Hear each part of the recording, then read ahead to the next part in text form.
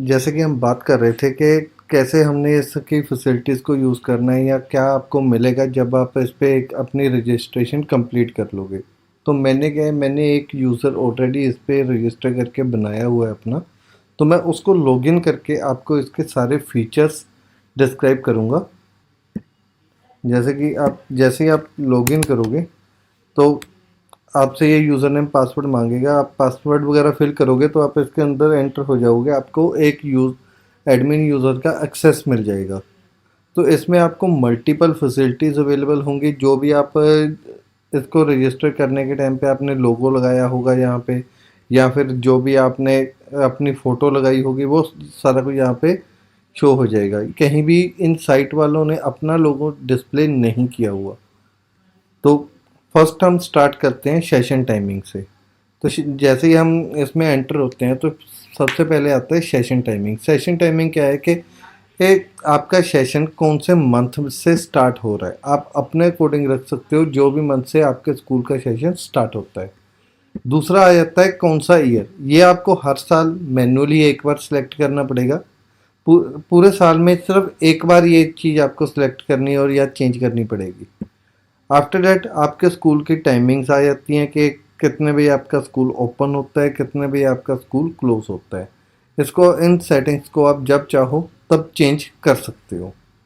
उसके बाद आ जाता है फ्रेंड्स कि इसमें आपकी टुडे की उस दिन की अटेंडेंस क्या है आपके स्टाफ की, कि कौन सा स्टाफ मेंबर आपका आया है, कौन सा नहीं आया, अगर आया तो कितने बजे आया है।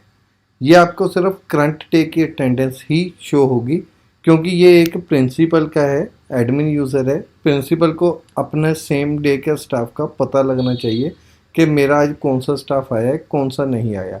जो कंप्लीट वो स्टाफ की अटेंडेंस होगी कि कितने दिन कौन आया कौन नहीं आया, वो फर्दर आगे अकाउंट्स वाला यूज़र आएगा, उसमें मैं आप लोगों को प्रॉपर डिस्क्राइब करूँगा। इसके बाद आ जाते हैं हमारे स्टाफ मेंबर्स। तो इसमें क्या है कि हमने कुछ स्टाफ मेंबर्स टेस्टिंग के लिए एक इसमें ऐड किए थे।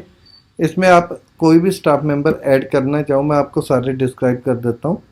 उसका पहले आप नाम डाल दोगे। नाम डालने के बाद जेंडर सेलेक्ट करोगे, जो उसके बाद उसकी ईमेल आईडी। इसमें आपको एक बात का ध्यान रखना है फ्रेंड्स कि ईमेल आईडी डालते टाइम कोई भी आप गलती ना करो, क्योंकि इस ईमेल आईडी पे एक लिंक जाएगा जिस लिंक के थ्रू वो पर्सन अपना ज्वाइन करेगा इस आपके स्कूल को। दूसरी चीज़ इसमें क्या है कि आपने जब भी कभी इसको सिलेक्ट करना है, इसमें ईमेल आईडी या कोई भी मेंबर ज्वाइन करवाना है अपने स्कूल में, तो ज्वाइनिंग डेट उसकी सही रखनी है, क्योंकि जो ज्वाइनिंग डेट आप सिलेक्ट करोगे उस ज्वाइनिंग डेट से पहले वो बंदा वो लिंक को ओपन नहीं कर सकता।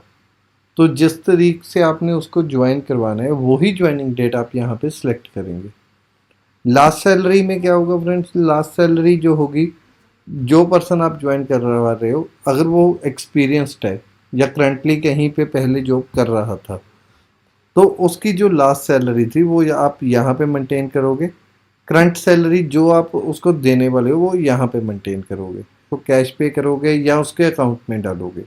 अगर आप क्रेडिट सेलेक्ट करोगे तो जब वो पर्सन ज्वाइनिंग के लिए उस लिंक पे क्लिक करके अपनी डिटेल्स फिल करेगा तो उस टाइम वो अपनी बैंकिंग डिटेल्स भी उससे मांग ली जाएंगी उसकी। आफ्टर दैट उसका एक्सपीरियंस आप डालोगे। कि उसके बाद आ जाता है फ्रेंड के ये जो आप पर्सन को ज्वाइन करवा रहे हो वो किस डेजिग्नेशन पे ज्वाइन करवा रहे हो। लाइक वो एज ए टीचर ज्वाइन कर रहा है, या आपका अकाउंट्स के पर्सन के लिए ज्वाइन कर रहा है, या वो बंदा फीस कलेक्शन का काम करेगा, या पीएन है या गार्डनर है।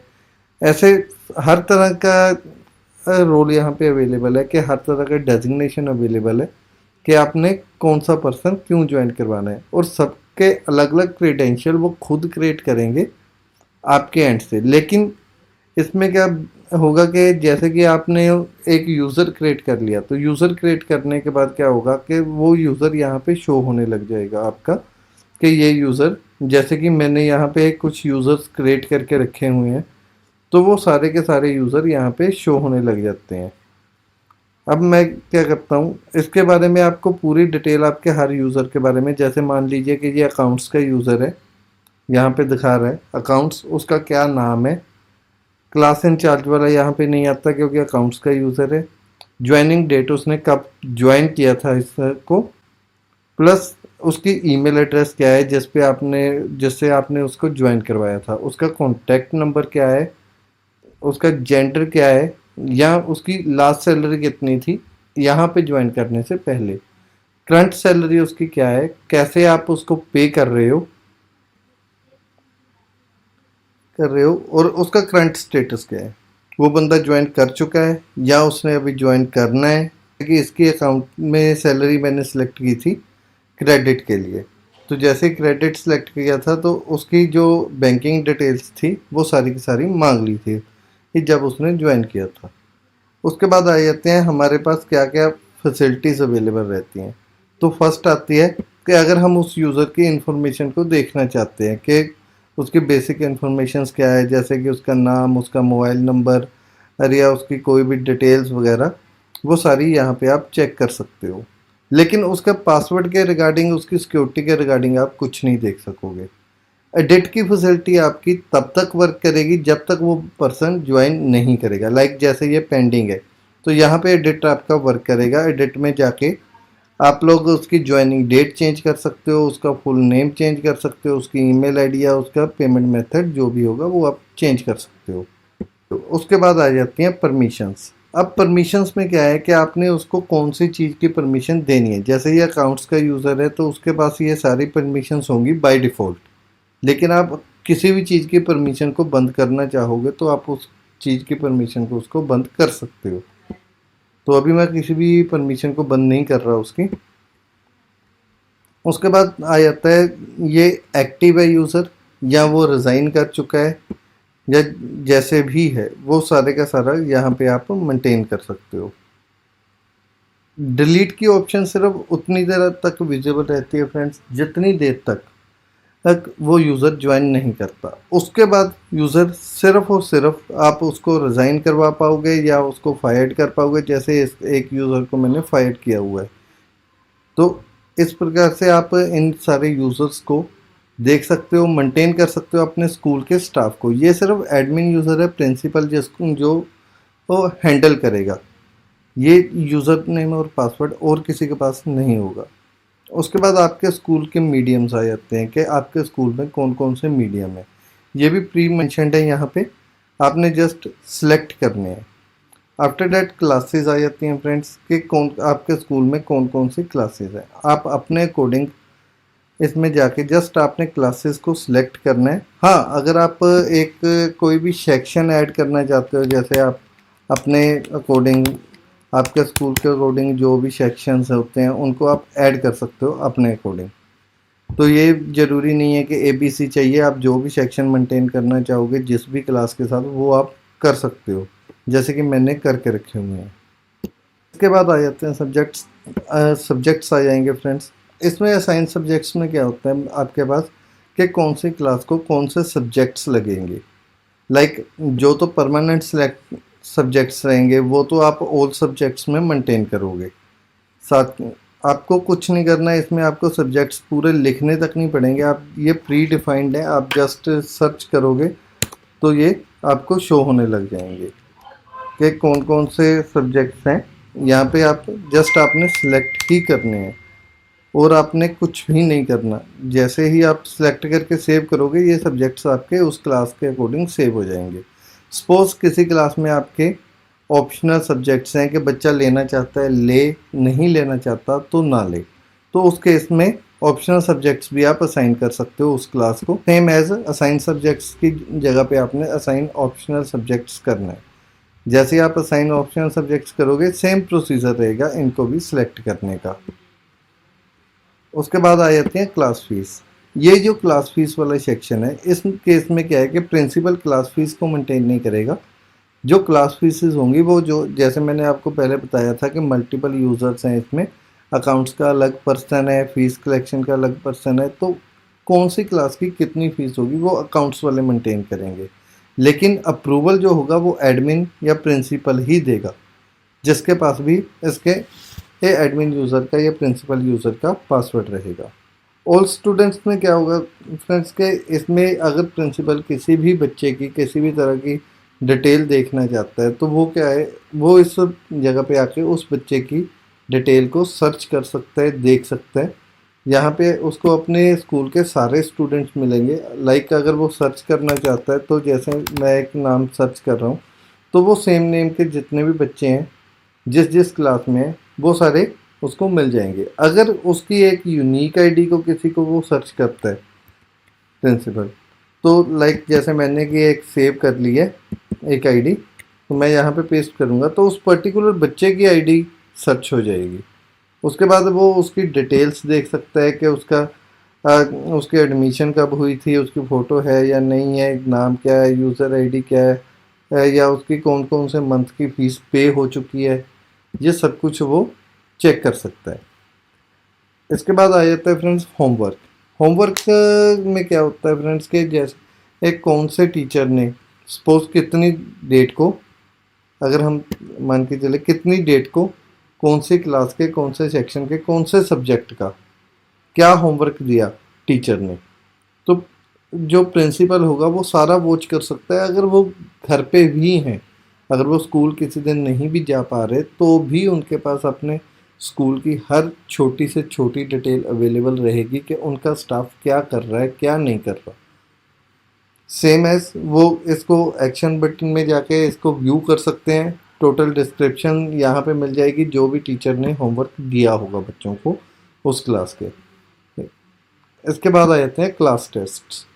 क्लास टेस्ट में क्या होगा फ्रेंड्स के कौन से किस डेट को कौन से क्लास के कौन से सेक्शन के कौन से सब्जेक्ट का टेस्ट दिया गया, बच्चों को क्या दिया गया टेस्ट, वो सारा यहाँ पे शो हो जाएगा। डेट शीट जो होगी वो उसमें क्या होगा, टीचर्स हैं वो डेट शीट बनाएंगे लेकिन प्रिंसिपल को शो हो जाएगी और वो अप्रूव कर सकते हैं उसको।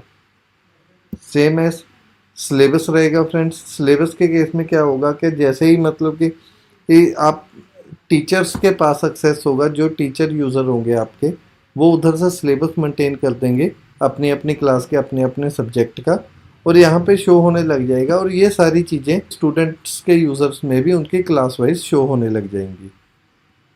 सेम एज क्वेश्चन पेपर्स आ जाते हैं फ्रेंड्स। ये इस केस में क्या होगा कि जैसे ही कोई टीचर है वो क्वेश्चन पेपर बनाता है तो ये सिर्फ इंटरनल स्टाफ का पार्ट रहेगा, ये क्वेश्चन पेपर बच्चों को शो नहीं होंगे। तो वो उधर जब एग्ज़ाम से पहले उन्होंने कोई भी क्वेश्चन पेपर्स की प्रेपरेशन करनी है तो टीचर्स सिर्फ अपने यूज़र से क्वेश्चन पेपर बनाएंगे और प्रिंसिपल को सभी के सभी शो हो जाएंगे। एग्ज़ाम रिजल्ट्स पे आते हैं। तो जैसे ही एग्ज़ाम होते हैं तो एग्ज़ाम होने के बाद द रिज़ल्ट्स हैं जो वो तैयार करेंगे टीचर्स, और यहाँ पे वो सारे के सारे शो होने लग जाएंगे सेक्शन वाइज कि कौन से ईयर के कौन से क्लास के कौन से सेक्शन का क्या रिज़ल्ट है। ये रिज़ल्ट अब तब तक स्टूडेंट्स को शो नहीं होंगे जब तक प्रिंसिपल नहीं चाहेगा। तो ये देखिए फ्रेंड्स, जैसे एक बच्चा है अर्शलीन कौर, तो उसके जो मार्क्स हैं, ये पेपर अभी चेक नहीं हुआ उसका मान लीजिए, इसका अभी कोई भी डिटेलिंग नहीं है डाली हुई। इंग्लिश का एग्ज़ाम था, उस 50 नंबर का एग्ज़ाम था, 25 वाला था जो उन्होंने डाला था, तो उसके 20 आए तो ये रेड हो गया। इट मीन्स ये बच्चा इस सब्जेक्ट में फेल है। सेम एज इसमें उसके 25 हैं तो ये पास हो गया, तो ये रेड नहीं हुआ। लास्ट में आप जब चेक करोगे तो टोटल मार्क्स कितने के पेपर हुए उसके, उसमें से उसने कितने ऑब्टेन किए, तो ये सारी की सारी डिटेलिंग आपके पास अवेलेबल रहेगी प्रिंसिपल के पास। वो कभी भी किसी भी क्लास के किसी भी सेक्शन का चेक कर सकते हैं। ये रिजल्ट अब बच्चों के कब शो होंगे, ये रिजल्ट बच्चों को तब शो होंगे जब प्रिंसिपल पब्लिश बटन पे क्लिक करेगा। इसके जब तक वो पब्लिश बटन पे क्लिक नहीं करते ये रिजल्ट सिर्फ स्टाफ में है। जैसे ही वो इस पर क्लिक करेंगे तो ये उन बच्चों के यूज़र्स में चले जाएंगे, उस बच्चे के यूज़र में। उसके बाद आ जाता है लास्ट पार्ट, लेजर, जो हर स्कूल का सबसे ज़रूरी पार्ट रहता है। तो इसमें क्या हो रहा है, लेजर में जो प्रिंसिपल है उसको पूरी डिटेलिंग दिखेगी सेम डे की, हर हर डेट की, डेट वाइज उसको डिटेलिंग दिखेगी। जैसे आज के अगर हम माने कि 4 सितंबर को क्या हुआ था, 250 रुपया उनकी कलेक्शन आई थी कैश से, 250 रुपया कार्ड से आई थी अमाउंट, 400 रुपया चेक से आई थी, जो टोटल अमाउंट हो गई जैसे 250, 500 और 400, 900 रुपया उन्होंने उनके स्कूल में अमाउंट आई थी, जिसमें से 200 रुपये की उन्होंने बैंकिंग की, 200 रुपया कोई उनका खर्चा आया। तो इस अकॉर्डिंग अगर इसको इससे भी ज़्यादा वो डीप में जानना चाहते हैं कि ये जो 250 आया या 200 रुपया कहाँ गया, तो वो भी वो देख सकते हैं। वो एक व्यू के बटन पे इस पर क्लिक करेंगे, पेमेंट रिकॉर्ड में उनको मिल जाएगा कि अगर कोई फ़ीस आई होगी वो मिल जाएगी प्रॉपर डिटेलिंग के साथ कि कितनी पैसे उसने कैसे दिए या उसका उस पर्सन का बैलेंस कितना रह गया अगर वो पूरी अमाउंट नहीं दे के गया। उसके बाद आ जाएगा बैंकिंग डिटेल्स। बैंकिंग में क्या है कि जो उन्होंने 200 रुपये की बैंकिंग की थी, कौन से बैंक में की थी ही और किस डेट को की थी। सेम एज एक्सपेंसेस में किस चीज़ का खर्चा किया था उन्होंने, ये सारा रिकॉर्ड उनको डिटेल में मिल जाएंगे अगर वो चाहेंगे। इसके बाद फ्रेंड्स बाकी प्रोफाइल आ जाएगी उनकी। अगर वो अपने प्रोफाइल में कुछ भी चेंज करना चाहें, कुछ भी करना चाहें, तो वो चेंज कर सकते हैं उसको एडिट करके।